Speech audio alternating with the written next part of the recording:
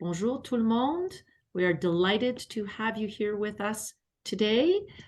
My name is Judy Vargatoth, and I am here on behalf of Colleges and Institutes Canada. And we are today launching a fantastic new guide on reporting on the Sustainable Development Goals, or the SDGs, for Canadian universities, colleges, and institutes. I am joined today by many partners who made this guide the valuable document that we hope it will be for all of you. So we have excellent leadership from John and Morenike at SDSN Canada. We've had partnerships from Sandra and Joanna at Universities Canada, and then myself and lots of supporting folks at Colleges and Institutes Canada. Before we start into the webinar, please note that there is simultaneous interpretation available in English and French. So please select your language of choice using the interpretation button that you can see at the bottom of your screen. Donc, juste pour vous dire que nous avons l'interprétation simultanée aujourd'hui en anglais et en français. Donc, vous pouvez aller trouver les contrôles Zoom pour choisir la langue que vous préférez. So now I would like to invite you to join us in a land acknowledgement. We would like to acknowledge the historical lands on which we gather. CICAN and Universities Canada acknowledges that our offices located in Ottawa are on the unceded and unsurrendered territory of the Anishinaabe Algonquin Nation, whose presence here reaches back to time immemorial. We recognize the Algonquins as the customary keepers and defenders of the Ottawa River watershed and its tributaries. We honor their long history of welcoming many nations to this beautiful territory and uphold and uplift the voice and values of our host nation. SDSN Canada is located at the University of Waterloo, whose campuses are on the traditional territory of the Attawandaron, Anishinaabe, and Haudenosaunee peoples. Kitchener-Waterloo is situated on the Haldimand Tract, the land promised to the Six Nations that includes 10 kilometers on each side of the Grand River. We all acknowledge the historical and current oppression of lands, cultures, and the original peoples in what we now know as Canada, and fervently believe that education contributes to the healing and decolonizing journey we all share together. Further, we respect and affirm the inherent and treaty rights of all Indigenous peoples across this land, and will continue to honor the commitments to self-determination and sovereignty we have made to Indigenous nations and peoples. So today I invite you, everyone on the call, to reflect on the place from which you are joining and your relationship with that land, and to please share in the chat where you are joining from today, both what is known as today and if you know the traditional territory upon which you are. If you'd like to learn more about Indigenous territories, languages, and lands and ways of life, please visit the nativeland.ca website that Morenike is putting in the chat. Thank you. I'm going to hand it over to my colleague Sandra now. Thank you. Et bonjour et bienvenue à notre webinaire pour lancer un nouveau guide pour les universités et les collèges pour rendre compte des objectifs de développement durable. Moi, je m'appelle Sandra Boisvert et je suis la directrice adjointe d'une initiative sur l'action climatique à Université Canada. J'ai le grand plaisir d'être accompagnée aujourd'hui par nos partenaires du réseau des solutions pour le développement durable, John et Morenike, de Collèges et Instituts Canada, Judy, et ma collègue d'Université Canada, Joanna. Avant de commencer, nous voulons reconnaître le territoire sur lequel nous sommes. Donc, Collège, Institut Canada et Université Canada reconnaissent que nos bureaux situés à Ottawa se trouvent sur le territoire non cédé de la nation algonquine Anishinaabe, dont la présence ici remonte à des temps immémoriaux. Nous reconnaissons les Algonquins comme les gardiens et les défenseurs coutumiers du bassin versant de la rivière des Outaouais et de ses affluents. Nous honorons leur longue histoire d'accueil de nombreuses nations sur ce magnifique territoire et défendons et élevons la voix et la valeur de notre nation hôte.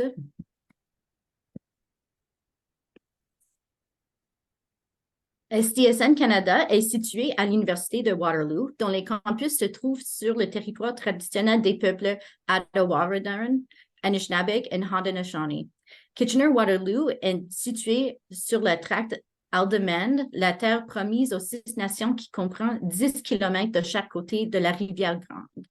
Nous reconnaissons tous l'oppression historique et actuelle des terres, des cultures et des peuples originels dans ce que nous appelons aujourd'hui le Canada. Et nous croyons ardemment que l'éducation contribue au voyage de guérison et de décolonisation que nous partageons tous ensemble. De plus, nous respectons et affirmons les droits inhérents et issus du traité de tous les peuples autochtones de ce territoire et continuerons d'honorer les engagements en matière d'autodétermination et de souveraineté que nous avons pris envers les nations et les peuples autochtones.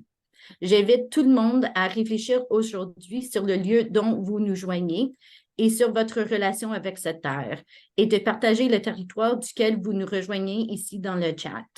Si vous souhaitez savoir plus sur les territoires, les langues, les terres et les modes de vie autochtones, veuillez visiter le site web que Morenike a mis dans le chat.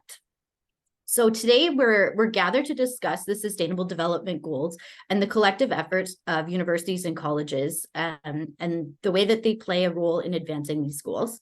In 2015, world leaders from all 193 United Nations member states adopted the 2030 Agenda for Sustainable Development, creating the 17 SDGs to guide global action on the urgent economic, social, and environmental challenges facing our planet. A key element in making progress on the SDGs is finding ways to localize them into our communities and into our institutions. Universities and colleges both in Canada and around the world have been inspired by the SDGs and have begun to formally document and publish their contributions to the SDGs. But with no standard reporting approach established, many are navigating the complexities of this reporting in ad hoc ways and without easy access tools to learn from the experiences of others. So the presentation of today's guide is a collaborative effort to create a learning resource to help universities and colleges learn from each other's experiences in an effort to encourage more innovation and impact in how we advance the SDGs. Back over to you, Julie. Merci beaucoup, Sandra. Donc, comme on a l'interprétation simultanée, je ne répéterai pas. Je voudrais juste rajouter que c'est tellement inspirant de voir beaucoup d'universités, de collèges et de cégep qui se joignent à nous d'un peu partout au Canada parce que ça démontre notre force collective. Et si on peut tous s'engager envers les ODD, non seulement en acceptant le défi de cheminer vers l'accomplissement de ces ODD-là, mais aussi de mesurer notre impact. Donc, c'est ce qu'on vous invite de faire avec le guide que nous allons aujourd'hui partager. C'est vraiment de penser à comment vous allez mesurer votre progrès. On a 7 ans pour accomplir ces objectifs-là et avec ce guide, vous allez trouver, nous pensons, votre façon de vous mesurer et de rapporter publiquement vos progrès sur les ODD. Donc, merci beaucoup, Sandra. Je pense qu'on passe la parole maintenant à la prochaine personne. Merci, Judy. Thank you, Judy. Thank you, Sandra. Nice to meet everyone today. Thank you for joining us. And my name is John. I'm the manager from SDSN Canada at the University of Waterloo. We're a network looking at engaging Canada's universities and colleges on the Sustainable Development Goals. So this has been a wonderful partnership with Universities Canada, Colleges and Institutes Canada, and SDSN Canada to unite our country's post-secondary sector to talk about various aspects of the SDGs, and in this case, the key topic of reporting. So today's webinar, we're going to present an overview of the guide on reporting for the SDGs and walk through what you can expect in the different sections. And we've really tried to emphasize a practical approach with this guide. Concrete steps, many case studies, sharing the experience of other institutions and how they've been exploring SDG reporting. We want to make this a very useful and tangible resource for anyone that's thinking about or who's actively working on their own institutional SDG reporting. So this webinar today, we're excited. We have a number of speakers who are either in some cases featured in the guide as case studies, as institutional partners. And so we want to help kind of bring the guide to life today in this webinar and hear directly from many different voices. So I'll kick things off by recognizing and introducing our two opening speakers. I'd like to introduce Philip Landon, who's the interim president at Universities Canada. And I'd also like to introduce Carolyn Vezina, the Director of Strategy, Governance, and Research at Colleges and Institutes Canada. Thank you both for joining us today. Really thrilled to have you here. Maybe I'll pass it over to you to start us off. Thanks very much, John, and good morning and good afternoon and good evening to everyone. As I see, we've got people joining us from across the globe. My name's Philip Landon. I'm the interim president and CEO at Universities Canada, and we have 97 members located in communities across Canada and serve over 1.4 million students in the country. I'd like to thank SDSN Canada for leading the development of the SDG reporting guide. It's been a pleasure to partner with them and with CICAN on this project. I'd also like to take this time to thank all of our member universities and the colleges that contributed through the advisory committee that helped shape the guide. And I suspect many of you are on this call, so thank you. Par leurs activités d'enseignement, de recherche et d'engagement auprès des collectivités locales, les établissements postsecondaires transforment des vies, renforcent leur milieu, et trouvent des solutions à certains des problèmes les plus urgents qui touchent le Canada et le monde. Nous vivons dans un monde de plus en plus complexe, marqué par des tensions géopolitiques et de grands défis comme l'augmentation de la pauvreté et la crise climatique. Les 17 objectifs de développement durable servent de plan pour bâtir un monde qui favorise l'inclusion et la prospérité de l'ensemble de l'humanité ainsi que la protection de la planète. One of the strengths of the SDGs and the 2030 Agenda is their interconnectedness and the way they encompass a wide range of critical issues, from climate action and poverty eradication to quality education and gender equality, all while focusing on partnerships. For many post-secondary institutions, the SDGs serve as both important goals and a framework that helps them coordinate and measure the social impact of their research, teaching, and community engagement. The intention of this guide is to provide a tool to accelerate reporting on the SDGs, which we hope will lead to increased commitments and action by Canada's universities and colleges. Rather than presenting a standardized methodology or one-size-fits-all approach, the guide contains ideas and case studies that can be used by post-secondary institutions, regardless of location, size, and the programs they offer. I'm really pleased to be here for the launch and to see so many of you today. As you know, in 2020, Universities Canada embarked on a pan-Canadian initiative to increase awareness of SDG projects on Canadian campuses and strengthen our cross-university and university community partnerships. And this work continues with a renewed focus on climate through our recently launched initiative, Canada's Universities Action for Net Zero. Through our Action for Net Zero initiative, Universities Canada is working to support and accelerate our members' climate work and to being a coordinated and to bring a coordinated national approach by measuring and reporting on their climate impact, advocating for the necessary federal supports, and providing a central place for sharing and collaboration.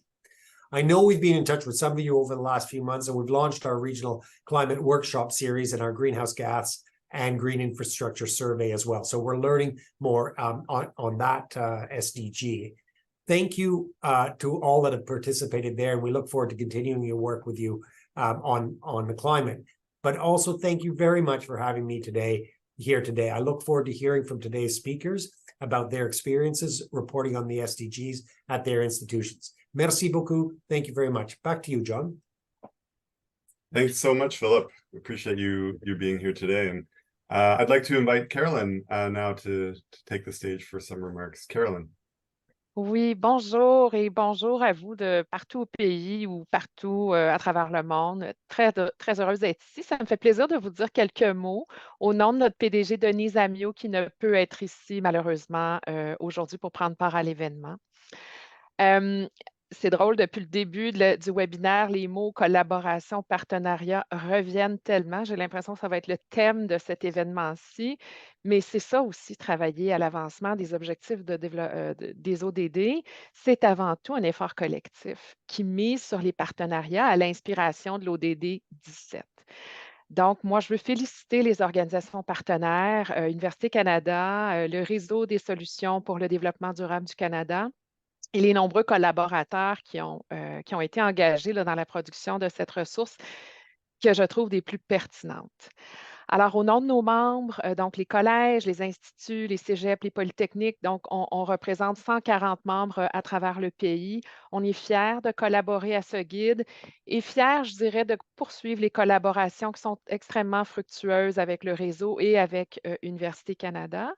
Des exemples que ce que ça nous a permis de faire tout récemment, ces collaborations-là, hein, c'est vraiment l'intégration des ODD, le soutien aux membres, je dirais, donc l'intégration des ODD dans les planifications stratégiques des collèges, dans divers rapports, dans les programmes offerts aux étudiantes et aux étudiants et dans diverses activités de recherche. Chez nous, chez CICAN, depuis plusieurs années, on met le développement durable au cœur de nos actions. Ça inclut le service aux membres, ça inclut le plaidoyer auprès des décideurs. J'entendais Philippe évoquer la même chose. C'est devenu vraiment au cœur de nos actions. C'est au cœur de nos programmes canadiens, nos programmes internationaux. Puis je vous dirais que c'est devenu aussi au cœur de notre action comme employeur. Alors, ça agit un peu comme une forme de boussole. On est signataire avec 45 institutions membres de l'accord sur les ODD. Et pour nous, ça nous engage à dépasser le statu quo et les approches plus conventionnelles, puis vraiment apporter des changements transformationnels dont la société a grandement besoin. On évoquait le contexte tout à l'heure, alors il y a vraiment un besoin urgent.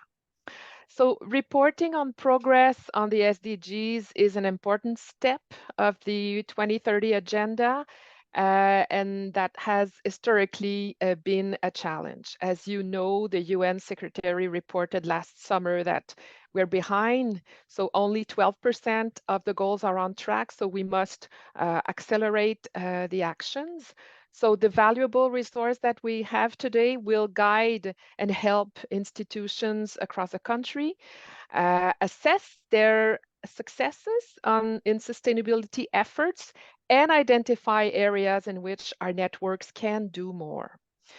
With real data, stronger reporting to measure the impact, we can also celebrate the many ways colleges, institutes, universities across the country already champion also sustainability across every discipline.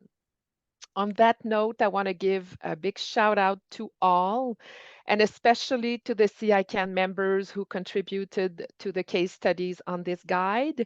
So Sheridan, Conestoga, Confederation College, Kwantlen Polytechnic, John Abbott, Humber, Bow Valley College, Nova Scotia Community College. Shout out also to Judy Vargatov from CICAN. Personnellement, en terminant, je vous dirais que j'ai adoré le guide par son aspect pratique, enrichi d'une foule d'études de cas inspirants. Les exemples de cartographie sont fort intéressants, les modèles d'audit interne, de mobilisation sur les campus, d'utilisation des indicateurs de progrès, tout ça sera source d'inspiration pour l'ensemble de nos institutions postsecondaires ici au pays et à travers le monde. Mais ce qui m'a plus, je dirais, interpellée dans ce guide, c'est l'aspiration. Donc, au tout début du guide, ce qu'on souhaite faire, c'est, oui, proposer des moyens d'accélérer la production de rapports sur les ODD, mais évidemment, le rapportage dans le but d'intensifier nos engagements, et c'est ça qui est important. Donc, intensifier les engagements et les actions des universités et des collèges au pays. Alors, c'est très mobilisant pour notre secteur et ça nous invite évidemment à continuer et à prendre action pour des actions plus fortes envers des changements durables pour les personnes, les communautés et la planète. Alors, je vous remercie beaucoup. On est content, comme je disais, de collaborer à cet effort. Bravo encore à tout le monde pour ce guide qui saura être très utile. Merci. Merci, Caroline. Thank you very much, Caroline and Philip, for your remarks. I'm going to take a few minutes and give an overview of the guide. We'll post the link in the chat. I think I've seen it already on a couple places where you can access the guide. As an overview, it's meant to really be a reference point on how post-secondary institutions in Canada and around the world are reporting their progress on the SDGs. And it has that aim of accelerating SDG reporting, but through reporting, how do we increase our commitment and our action in our universities and colleges across Canada and the world? Recognizing the important role that post-secondary institutions play in advancing sustainable development, we've seen across the world, and including in Canada, many universities and colleges beginning to formally document and publish their contributions to the SDGs. But there's really no standard in how that should go about. And so many institutions are really navigating the complexities of this reporting in ad hoc ways without necessarily easy to access tools to learn from the experience of others. Often it'll come down to if one person within that institution who's doing that reporting, their network, their ability to find resources online. So our intention with this guide was really, let's create a ground floor for everyone to be standing on that we can continue to innovate on top of, and so that we can share cases from across the country and we can share perspectives and kind of the key elements from different reporting structures. So I'm going to share my screen briefly here. I'll walk through a couple sections of the guide. And so this, just to kind of orient you to the first page, let me do it like this. Just confirming, Judy, can you give me a thumbs up if you see the guide? Okay, great. So this is the cover page, and in it, we're kind of trying to set the scene and actually before that, I'll kind of give a big congratulations to our communications coordinator, Jacqueline Willette, who spent many hours designing the report. And so I would be remiss not to kind of show this beautiful cover that introduces us into it. So thank you to Jacqueline. So as we dive in, we're exploring many different sections of the importance of reporting and how the SDGs contribute to universities and colleges, and how universities and colleges contribute to advancing the SDGs. You can see in this figure here, there's a number of ways, and it's very circular, kind of, they support each other in many ways. And this is adapted from some work from SDSN Australia, New Zealand, and Pacific, looking at this, the contributions of the SDGs for post-secondary. And then throughout the report, we kind of go into that practical approach. And so this figure here, the 5 components, is a really central piece. So we have, some of the setup in the first, 5 or 6 pages, but you can see here, page 8, we're really focusing now on what are the practical components. And if we look through these, it's about how do we define our objectives for aligning? Why are we doing this work with the SDGs? Is it to raise awareness? Is it to track and communicate our progress? Are we looking to try to tie our institutional policies together in different ways? Understanding what this vision is a really important component as you take this SDG reporting journey. Next, we're looking at how do we map and understand what are we already doing in terms of the SDGs? So this could look like many things, creating an inventory, a keyword mapping exercise. There are many examples in the guide that show different approaches, and all in the spirit of understanding, where are we currently? What's our current state? Point 3 here, we want to engage our campus community. So, understanding what kind of partnerships exist there, the spurring conversation on the SDGs. There's a great tool in here called the 17 Rooms, which comes from the Brookings Institute and Rockefeller Foundation in the US. It's a facilitation tool to encourage campus conversations on the SDGs. Point 4, it's around the indicator systems. And as post-secondary institutions, we measure a lot, and we want to really harness the work that we are already doing collecting this information. So we encourage, rather than necessarily creating a whole new set of indicators, how do we harness the work we've been doing for the Times Higher Education impact rankings, for example, or for the STARS ratings. And in some cases, it might be more appropriate to do more localized indicators and thinking about, what are some of the steps by which we can, as an institution, use this international agenda and kind of bring it and make it relevant to our local community. And so there's some great examples there from the city of Los Angeles, for example, who's gone through that process, identified a way to kind of take this international agenda and bring it into their city. And then finally, number 5 here, we really want to articulate our institutional commitment to the SDGs. So we want to report it out. We want to share our story around the SDGs. This could look like many things. It could be an integration into current plans, or it could be a standalone report. So we mentioned a few examples there. So, we've identified these kind of 5 steps. I think it's important to recognize we are not advocating for this to be the only way to do SDG reporting. There's no methodology that we're presenting here. What we've done is we've looked at many different examples from different sectors as well, and been trying to unpack what has been useful in the way that reporting has happened, and what are some of the commonalities. And so we're trying to pull that together here to present a bit more of an overview of and holistic picture.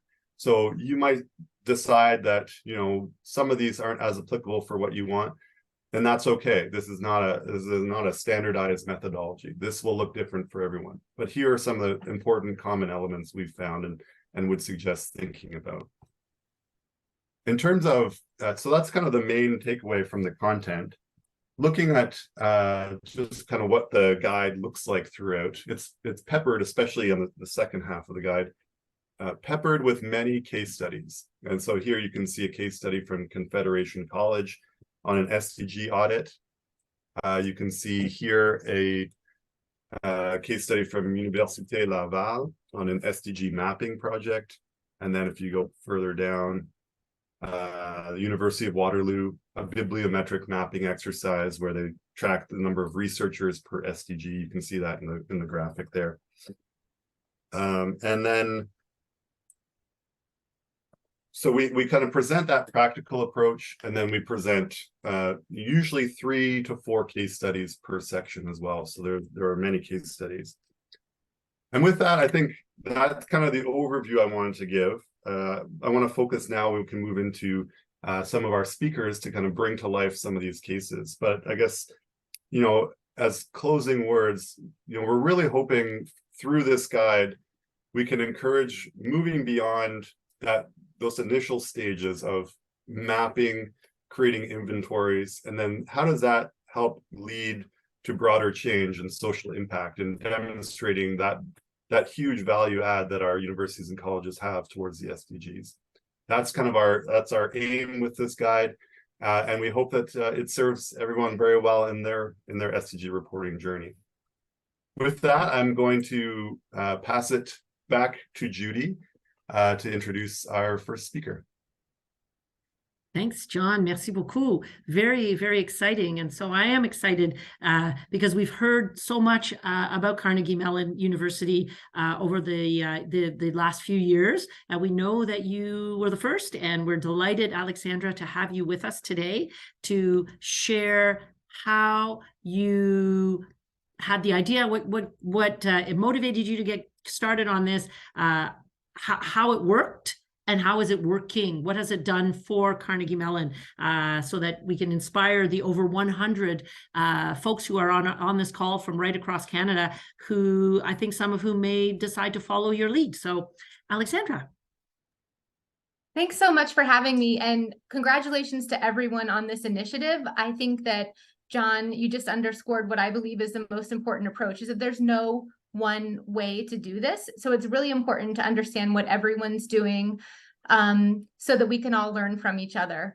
And I will first start by explaining a little bit about the overarching concept of a voluntary review, provide some examples from Carnegie Mellon University, and then share a couple of points that I think are useful no matter what type of institution you are, whether it is a post-secondary institution, a local government, a country, that might help you move forward with your process. So the 2030 Agenda is what established the Sustainable Development Goals in 2015. It was agreed to by countries, but they explicitly acknowledged the important role that local authorities, the private sector, and academia play in this important agenda. However, they don't articulate how these additional actors should engage because at the UN, it's countries who represent the interests of their residents. So countries are invited to submit a voluntary national review every summer during the high-level political forum, where they talk about their progress towards the goals. However, 66% of the targets and indicators are actually implemented by cities. So before joining Carnegie Mellon University, I worked for the city of New York. And I realized that we had a lot that we could share and, more importantly, learn using this framework of the Sustainable Development Goals. So I came up with the idea for cities to submit what I termed a voluntary local review, so that cities could be more engaged in this process of talking about progress and challenges around the Sustainable Development Goals. In 2018, New York City was the first city to do this, and now more than 200 cities around the world and other local governments have submitted their own reviews, I think including quite a few in Canada. So that's the background of a voluntary review. In 2019, the provost of Carnegie Mellon University, Jim Garrett, was facing pressure from his colleagues to develop some sort of sustainability office that was really focusing on the environmental aspects of sustainability. But he also recognized the importance of equity, economic justice, and social justice. So when he learned about the Sustainable Development Goals, he thought that rather than just establishing a sustainability office focusing on green practices, that we should look more comprehensively at how our university was committed to these goals. So I decided to join this process because I thought it was really interesting to look beyond what the operational aspects are the goals, to think about how education and research are really critical aspects of what we're doing. So in 2020, I moved to Pittsburgh, Pennsylvania, which is about 5 hours south of Toronto, for context, to start at Carnegie Mellon University, which has about 16,000 students. And in addition to our campus here in Pittsburgh, we have a large campus in Kigali, Rwanda, and one in Doha, Qatar. I'm providing that for context about how we approach this process. So in February 2020, we began our voluntary university review with the idea of first consulting with our community and then rolling that up. In March 2020, everything shut down and COVID hit us. So we switched to an online aspect of this. Now, we did this through what our provost established in terms of management, which included an advisory council, which was representatives across the university, students, faculty, and staff, and then a more focused steering committee that consisted of 2 faculty and our university engineer. And they helped guide the process of consulting with students, faculty, and staff across Pittsburgh. In our first go, we only did Pittsburgh because it's a very unwieldy and overwhelming process to consult across the 17 goals, education, research, and practice. So what we did first, which is the most important thing, is to understand what was already happening before we committed to any new actions or programs. So we did an analysis through surveys, through focus groups, through an online 17 Zooms exercise, and by partnering with 6 students over a summer course to develop the first voluntary university review, which was very much a first cut. It was sort of figuring things out. And the feedback we got from colleagues from staff, from faculty, from students, is they wanted something more interactive. So we made this an annual process where we update what's happening, but we provide opportunities throughout the year for people to provide feedback or learn about what's happening across campus. Because while reporting may happen once a year, the implementation of the goals happens every day. And so this process of reporting is not, the objective is not just to have a nice report that we bring to the UN or wherever, but to get people engaged across our different communities. And I think that is the most important lesson that we've learned from this, is that we've uncovered so many hidden connections in places that we didn't know that we had them. And I'll provide just one example of how we were able to engage part of our university that didn't previously consider themselves as a member of our sustainability community.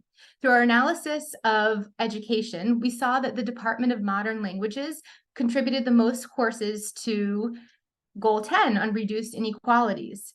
And they were really excited to know that their work was important and recognized as part of the Sustainable Development Goals. In addition to that, they offered me an opportunity to create a course called Local Advocacy for Global Change, where I brought students together to think about how their specific interests were related to global policy discussions using the framework of the Sustainable Development Goals.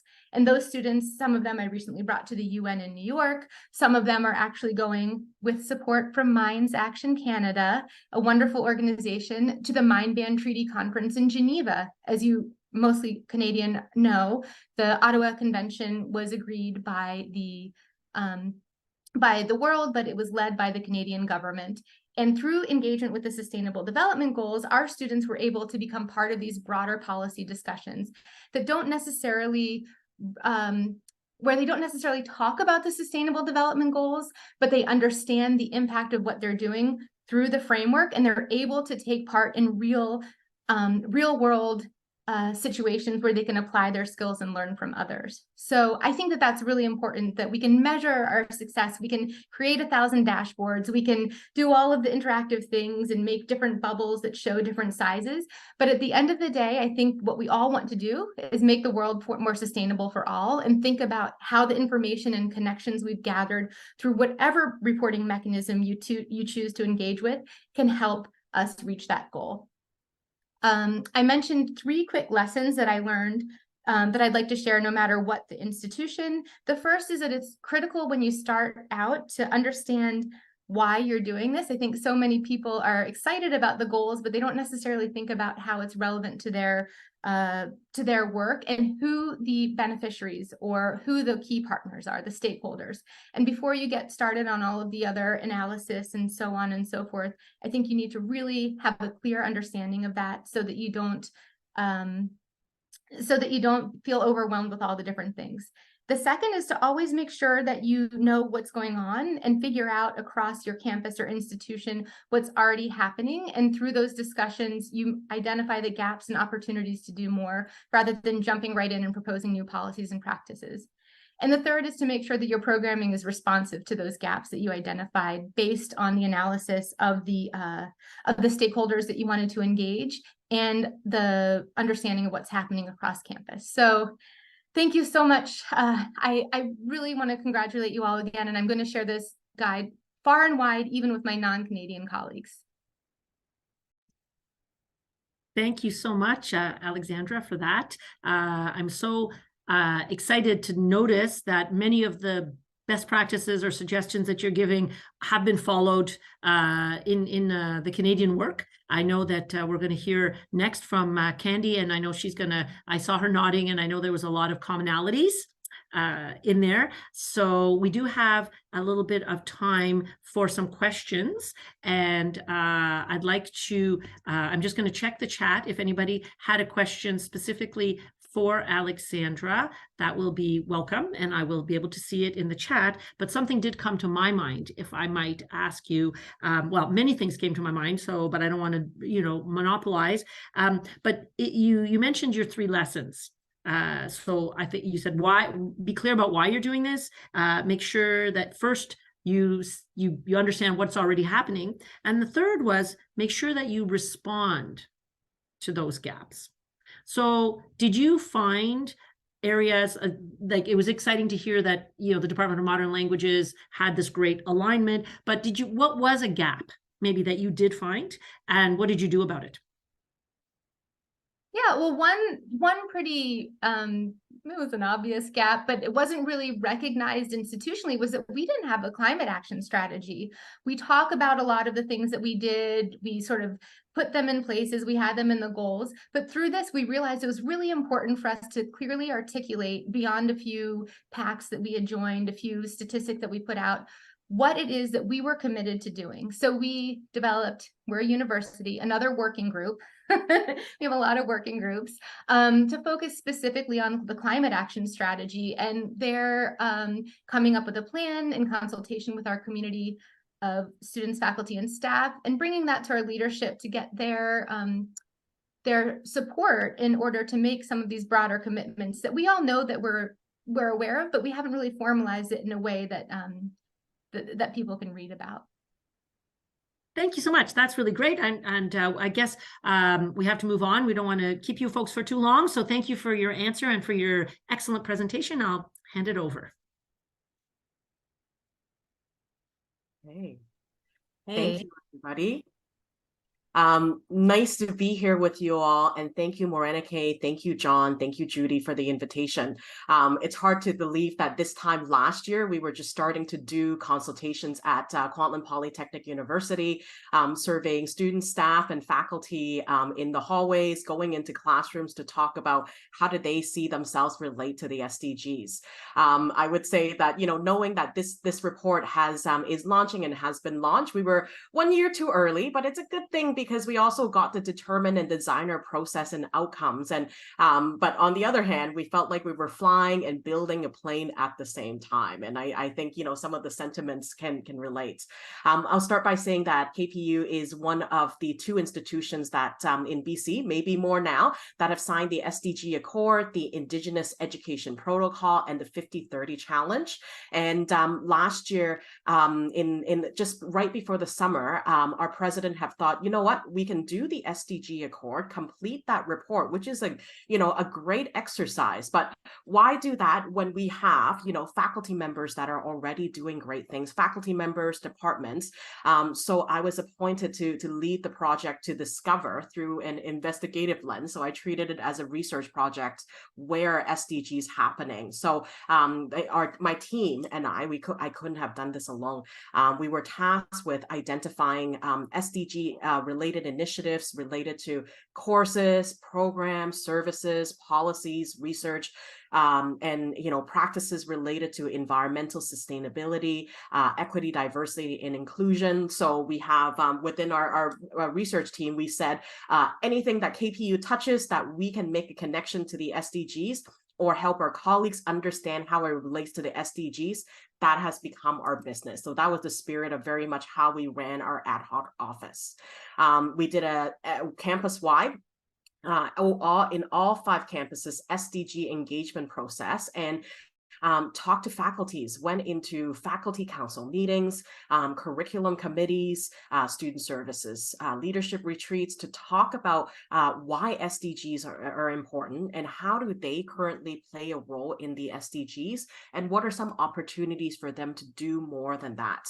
We conducted an environmental scan. I think the Times Higher Education impact rankings was mentioned earlier. So we used that as data point to map institutions within Canada and beyond that are seen as champions within each SDG and looked at what are those universities doing and downloaded a lot of reports for us to review to inform the environmental scan.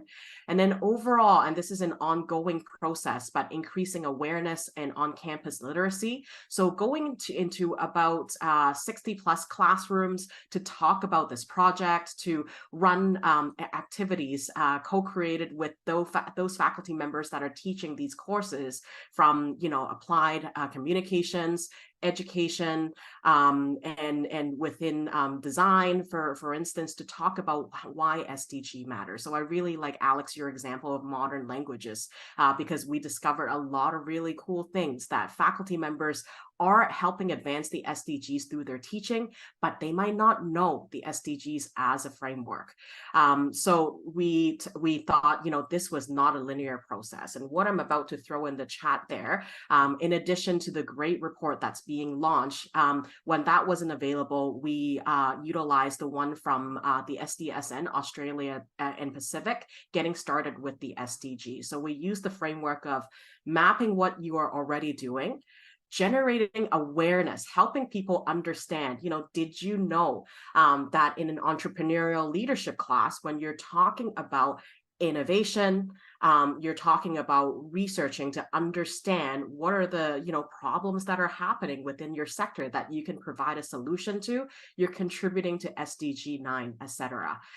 Definitely not a linear process and definitely very circular. And as Alex had mentioned, this is something that we have to go back again and again because SDG practices are daily.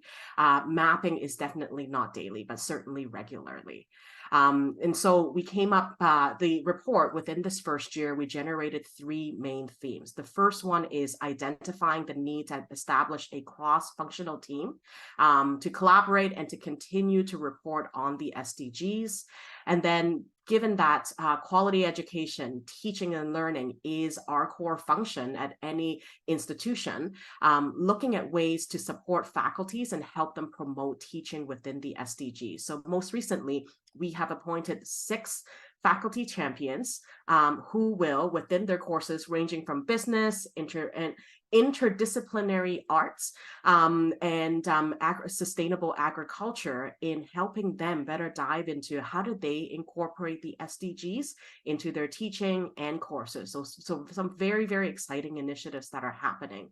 And then whenever possible, educating the KPU community on the SDGs at every opportunity.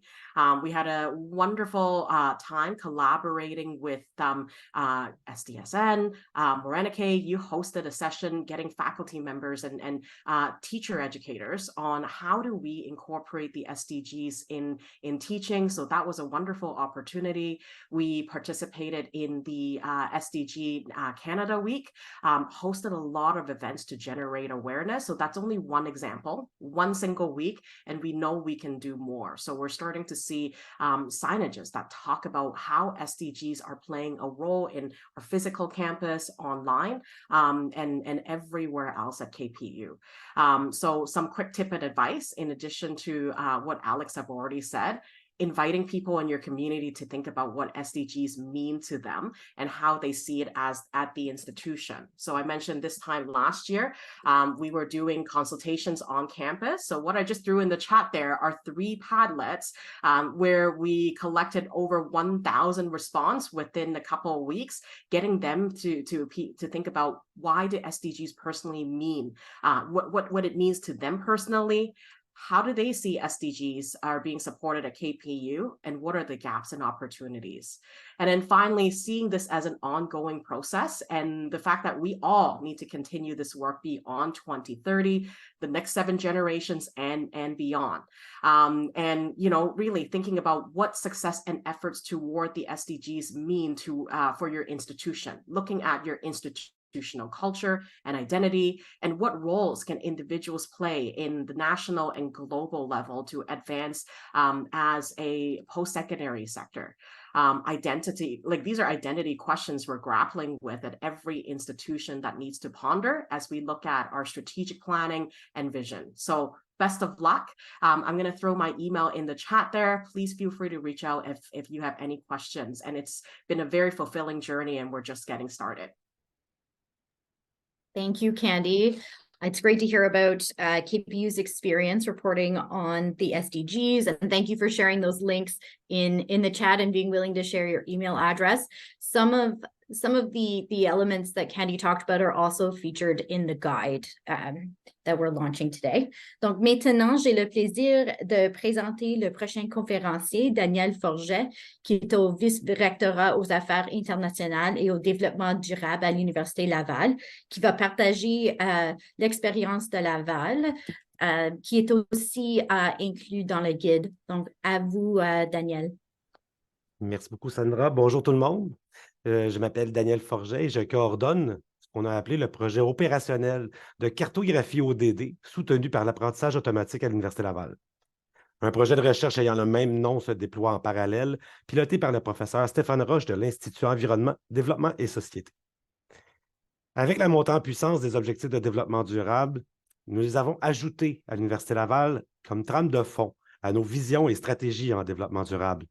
Mais dans quelle mesure ce qui était DD jusqu'à aujourd'hui correspond au cadre des ODD?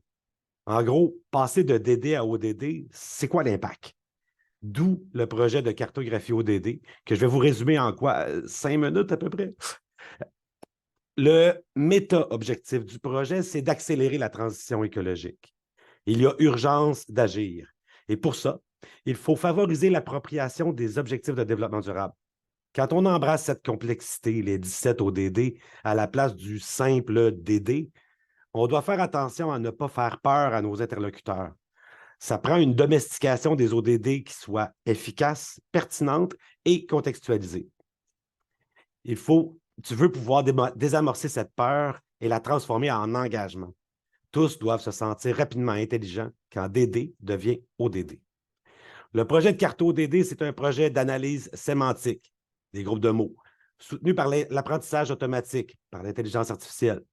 Comme ça prend des bons ingrédients pour que l'intelligence artificielle soit effectivement intelligente, à l'été 2022, 4 auxiliaires ont été formés et dirigés pour un travail de moine, soit de lire 1300 plans de cours chacun et les analyser selon 17 objectifs de développement durable et 6 autres paramètres comme la santé durable ou l'approche expérientielle. Leurs données ont été validées. Des calculs de robustesse ont démontré un taux de réplicabilité d'environ 80% et une démarche d'amélioration continue a été mise en place en sollicitant la rétroaction des professeurs. Les cours étant ainsi paramétrés, on peut produire de nombreux portraits ODD pour les regroupements de cours, comme les programmes, les facultés, les départements ou créer des tableaux de bord institutionnels. Le même travail a été effectué à l'automne 2022 sur 651 sommaires de thèses et de mémoires. Nous avons ainsi développé des champs lexicaux ODD pour l'enseignement et pour la recherche. Une interface web est en développement pour offrir à notre communauté la possibilité de générer des graphiques et listes selon leurs besoins, incluant l'ensemble des paramètres liés à des cours. Par exemple, je pourrais être un étudiant et vouloir un cours de premier cycle sur la biodiversité, ODD 14 et 15, en lien avec la santé durable. Ou désirer le portrait ODD d'une demande de financement en cours pour bien valoriser ma contribution sociétale tout en travaillant sur les faiblesses de ma demande. Je pourrais peut-être vouloir créer une chaire interdisciplinaire sur l'accès à l'eau potable par des femmes en période de conflit armé. Pareil, quels sont les cours de 2e et 3e cycle qui touchent les ODD 5, 6, 16 et 17? Je pourrais chercher une liste de professeurs de ma faculté qui sont engagés en action climatique. Donc, le paramètre engagement social, ODD 13 et cours de ma faculté. Je pourrais également être un directeur de programme et tout simplement vouloir observer l'évolution du portrait ODD de mon programme depuis les 10 dernières années pour évaluer l'impact des modifications successives que j'y ai apportées.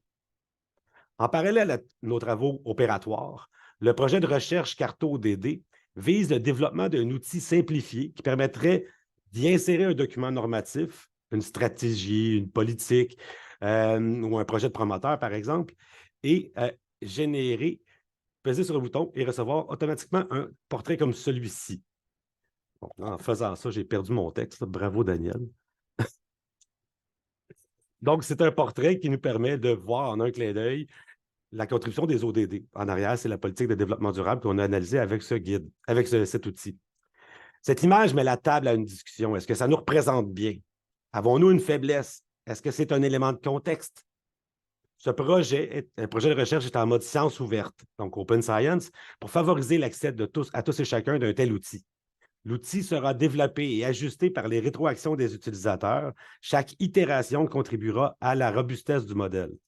L'intelligence artificielle ainsi co-développée sera le reflet de notre intelligence collective, permettant le développement de nouveaux champs lexicaux selon les secteurs, gouvernement, ministère, mission d'organisme, et ainsi de suite.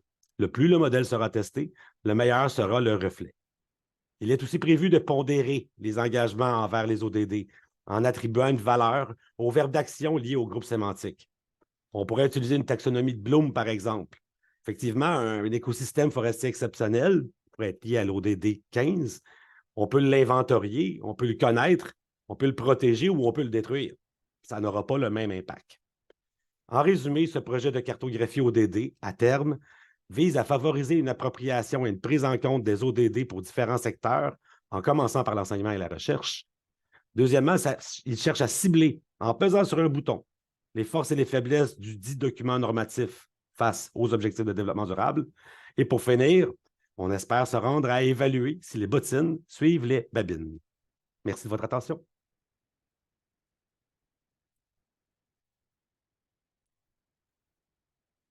Merci, Danielle. Thank you, Candy, as well. It's been a wonderful gathering of people today, and I'm remiss to say we're running out of time. So we only have a few minutes left. I do see maybe in terms of a little Q&A, if we might try and keep it a little brief. But there is one question that came in from Sarah around a methodology to get alignment from key stakeholders that took part in kind of the various SDG reporting initiatives. And you can see this in the Q&A for anyone that wants to read that. And so the question is, is there a methodology to get that alignment?